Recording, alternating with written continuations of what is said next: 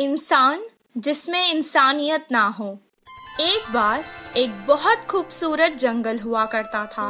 उस जंगल का राजा एक शेर था। वो जंगल के हर जानवर को अपने बच्चों की तरह ही देखता था और इसी तरह सभी जानवर एक साथ मिलजुल कर रहते थे। एक दिन एक हाथी पेड़ से फल तोड़कर खा रही थी और अचानक उसे चक्कर आ गए और वो गिर गई। उसे गिरा हुआ देखकर जंगल के कुछ हाथी वहाँ आ गए और वो उससे उस जंगल के वैद्य के पास ले गए। बंदर वैद्य ने उसे कुछ देर देखा और कहा, इसे कुछ नहीं हुआ है, परेशानी की कोई बात नहीं है, ये माँ बनने वाली है।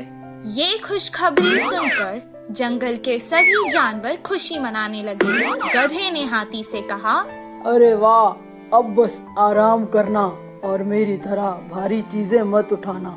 हिरन ने भी कहा, तुम मेरी तरह कूदा मत करो, आराम से चलो। मंत्री लोमड़ी ने कहा, मेरी तरह जो मिले वो मत खाना, अच्छा खाना खाओ। कौवे ने कहा, तुम्हें अगर कुछ भी चाहिए तो मुझे आवाज दे देना। ये सब सुनकर राजा ने कहा, हमारे हाथी मित्र की अब हम सबको ही मिलकर देखभाल करनी चाहिए।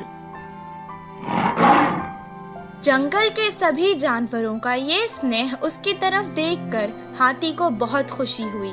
हर कोई उसका ख्याल रखने लगा।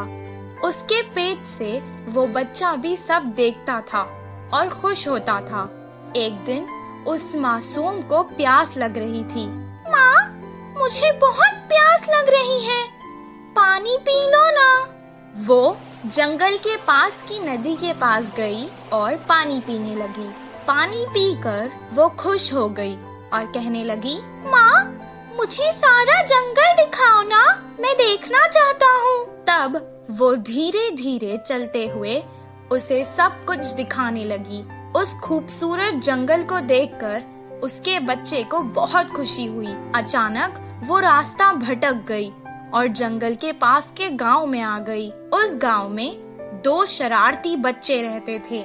वो हमेशा सबको सताते और खुश होते थे। गांव के मुखिया की कई डांट पड़ने के बाद भी वो ना बदले, बल्कि उनकी शरारत दिन ब दिन और बढ़ती चली गई।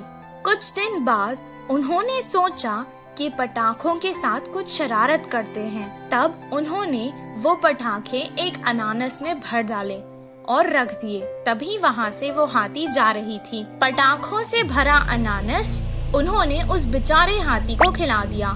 वो खाते ही अचानक हाथी के मुंह में वो अनानास फट गया और उस बेचारे हाथी का मुंह बुरी तरह से जख्मी हो गया।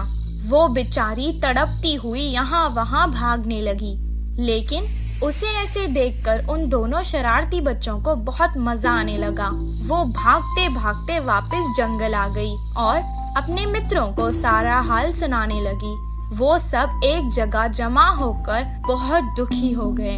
उसे सुनकर बंदर ने कहा, ये बहुत गंभीर समस्या है, इसका इलाज मेरे पास नहीं है। कुछ देर बाद हाथी का बच्चा माँ से कहने लगा, माँ, काफी देर हो चुकी है, मुझे भूख लग रही है, कुछ खाने को दो ना। बेचारी मुंह जख्मी होने के कारण ना खुद कुछ खा पा रही थी और ना अपने भूखे बच्चे को कुछ खिला पा रही थी।